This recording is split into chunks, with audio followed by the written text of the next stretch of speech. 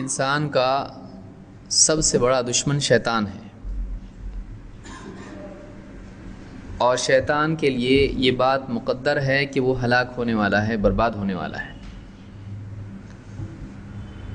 اور پہلے انسان سے ہی اس کی انسانیت سے دشمنی بالکل واضح ہے، جو قرآن کریم میں اللہ تعالیٰ نے بیان کر دی ہے۔ شیطان نے اللہ تعالیٰ سے، ابلیس نے اللہ تعالیٰ سے اس بات کا وعدہ کیا ہے کہ وہ آدم علیہ السلام کی اولاد کو سیدھے راستے سے بھٹکائے گا، اور ان کے دائیں سے، بائیں سے، آگے سے، پیچھے سے آ کر، مختلف جہتوں سے آ کر، مختلف راستوں سے آ کر ان کو اللہ کی سبیل سے، اللہ کی صراط سے، اللہ کے راستے سے ہٹانے کی کوشش کرے گا۔ اس کا یہ ہٹانا اور دھوکہ دینا، گمراہ کرنا دو اعتبار سے ہے، ایک عقیدے کے اعتبار سے، عقیدے کی راہ سے، اور دوسرے عمل کی راہ سے، کیونکہ انسان کی نجات کے لیے دو چیزیں ضروری ہیں، ایک ایمان اور دوسرے اعمال۔ لہذا شیطان اس بات کی کوشش کرے گا کہ انسان کے عقیدے اور عمل دونوں میں بگاڑ پیدا کرنے کی کوشش کرے۔ ایک طرف تو اس کے عقیدے پہ حملہ کرے گا، اس کو شک میں مبتلا کرے گا، اس کو شرک میں مبتلا کرے گا، اس کو انکار تک لے جانے کی کوشش کرے گا۔ دوسری طرف وہ اس بات کی کوشش کرے گا کہ اللہ کا بندہ وہ کام کرے جو اس نے نہیں کرنا چاہیے، اور وہ کام کرنے سے رک جائے جو اس نے کرنا چاہیے۔ یہ پوری کوشش شیطان کی ہے۔ شیطان کیا کرے گا؟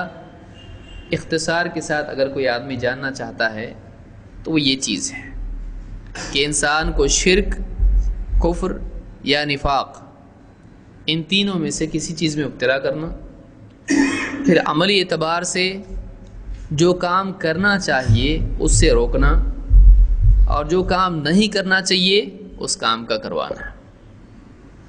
اللہ تعالیٰ نے فرمایا کہ وَلَا تَتَّبِعُوا خُطُوَاتِ الشَّيْطَانِ، شیطان کے نقش قدم پر مت چلو۔ جس راستے پر شیطان چلا ہے یا جس راستے کی شیطان دعوت دیتا ہے اس راستے پر مت چلو۔ وَلَا تَتَّبِعُوا خُطُوَاتِ الشَّيْطَانِ إِنَّهُ لَكُمْ عَدُوٌّ مُبِينٌ، وہ تمہارا کھلا دشمن ہے۔ کھلا دشمن ہے اس اعتبار سے کہ اس نے اپنی زبان سے اس بات کا اقرار کیا ہے کہ وہ انسان کو گمراہ کرے گا، انسان کا برا چاہتا ہے۔ اس نے خود کہا ہے میں ایسا کروں گا، اور اس کی خبر خود اللہ تعالیٰ نے ہم کو دی ہے۔ اللہ سے بڑھ کر سچا اور کون ہو سکتا ہے کہ شیطان نے اس بات کا اقرار کیا ہے اور وعدہ کیا ہے کہ انسان کو بھٹکا کے رہوں گا، وَلَأُضِلَّنَّهُمْ، میں ان کو گمراہ کر کے رہوں گا، اور جسے کہا کہ وَلَأُزَيِّنَنَّ لَهُمْ فِي الْأَرْضِ، کہ زمین میں ان کے لیے میں گمراہیوں کو خوشنما کر کے دکھاؤں گا۔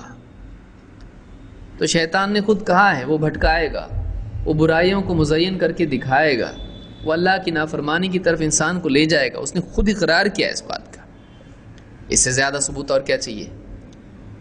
اور اس کی خبر دینے والا کون ہے؟ اس کی خبر دینے والا اللہ ہے۔ اللہ نے خود اس بات کی خبر دی ہے۔ پھر انسان کی تاریخ میں ایسا واقعہ ہو بھی چکا ہے کہ پہلے انسان کو جنت کی نعمتوں سے محروم کرنے کی کوشش کرنے والا کون تھا؟ ابلیس، شیطان، اور اس میں کامیاب ہو گیا وہ۔ اس نے انسان کو جنت سے محروم کر دیا، جنت سے نکلوا دیا۔ اسی لیے اللہ نے کہا کما اخرج ابویکم، جیسے تمہارے ماں باپ کو اس نے نکلوایا ہے، تم کو گمراہ نہ کر دے، تم کو جنت سے محروم نہ کر دے۔ شیطان کی کوشش ہے۔ اور اللہ نے فرمایا کہ انما یأمرکم بالسوء والفحشاء، شیطان تم کو برائیوں کی اور بے حیائیوں کی تاکید کرتا ہے۔ شیطان تم کو ایسے کام کرنے کو کہتا ہے جو برے ہیں، والفحشاء اور جن میں بے حیائی ہے، وَأَن تَقُولُوا عَلَى اللَّهِ مَا لَا تَعْلَمُونَ اور تم کو مجبور کرتا ہے، تم کو ایسی چیز کی ترغیب دیتا ہے کہ تم اللہ کے بارے میں بلا علم کچھ بھی کہنے لگ جاؤ۔ یعنی شیطان انسان سے برے کام کرواتا ہے، بے حیائی کے کام کرواتا ہے، اور پھر اس پر مزید یہ کہ برائیاں کرنے کے بعد اللہ پر اپنی طرف سے جھوٹ بھی بولنے لگتا ہے آدمی۔ ایک غلط کام کرتا ہے، پھر اپنی غلط کام کی مدد کرتے ہوئے اس کی تائید میں اللہ پر بھی جھوٹ باندھنے لگتا ہے۔ سود لے گا، کہے گا غلط کیا ہے اس میں، اللہ نے کہاں منع کیا اس کو۔ اپنی طرف سے اللہ پر آدمی جہالت میں آ کر، ضد میں آ کے ایک غلط کام کرتا ہے، اور غلط کام کی مزید تائید کے طور پر اللہ پر جھوٹ بھی باندھنے لگتا ہے۔ کتنی بدعات ہیں، آدمی گھڑ لیتا ہے اور اللہ پر جھوٹ بولنے لگتا ہے۔ اللہ نے منع کدھر کیا ہے؟ گویا کہ نعوذ باللہ اللہ کی طرف سے اجازت ہے اس کی۔ تو اللہ پر جھوٹ باندھنا، برائیاں کرنا، شیطان انسان کو دونوں چیزوں میں ابتلا کرتا ہے۔ ایک تو گناہ کرواتا ہے، دوسرے شریعت میں تحریف کرواتا ہے، غلط نظریات کو حق ثابت کر کے اس پر جمنے والا انسان کو بناتا ہے۔ وَأَن تَقُولُوا عَلَى اللَّهِ مَا لَا تَعْلَمُونَ اور شیطان تم کو یہ کرواتا ہے کہ تم اللہ پر وہ کہنے لگ جاؤ جو تم جانتے نہیں، بغیر علم کے اللہ کے بارے میں کچھ بھی فتوے دینے لگ جاؤ، ناحق کو حق کہنے لگ جاؤ، حق کو ناحق کہنے لگو، اللہ کا نام لے کر جھوٹ بولنے والے بنو۔ یہ سورہ البقرہ کی آیت نمبر 168 169 ہے۔ ان دو آیتوں میں اللہ تعالیٰ نے شیطان کا حربہ کیا ہے اس کو بیان کیا ہے کہ سماج میں بے حیائی پھیلے،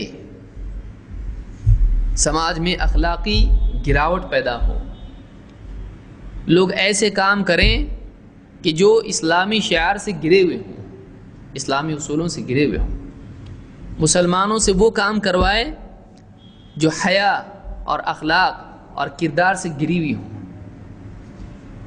یہی وجہ ہے کہ آپ دیکھیں گے کہ آج علم کی ترقی، ایجوکیشن کی ترقی، ٹیکنالوجی کی ترقی، معاشیات میں عالمی سطح پر ترقیاں، آپ دیکھیں گے کہ آج میڈیا کے اثر سے اور کئی اور چیزیں ہیں جن کے اثرات سے مسلمان نوجوانوں میں، بچوں میں اور بچیوں میں ایک بے حیائی اور ایک گندا مزاج اور ایک نجاست کا مزاج پیدا ہو رہا ہے۔ اخلاقی گراوٹ نوجوانوں میں آ رہی ہے۔ کالج میں پڑھنے والے بچے، کالج میں پڑھنے والی بچیاں، کال سینٹر میں جاب کرنے والے نوجوان مرد اور خواتین،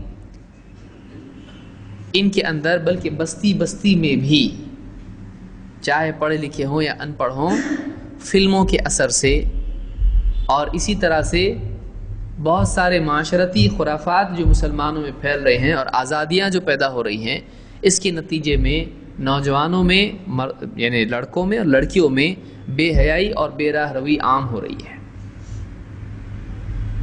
لڑکوں میں، لڑکیوں میں، اسکولوں میں افیئر چل رہے ہیں، یہاں سے چٹھی جا رہی وہاں، وہاں سے چٹھی آ رہی یہاں۔ کالج کے بعد میں کیا ہو رہا ہے، اسکول کے بعد میں کیا ہو رہا ہے، اور بستیوں میں آمنے سامنے کی بلڈنگز ہیں، ان کی کھڑکیوں میں سے کیا ہو رہا ہے۔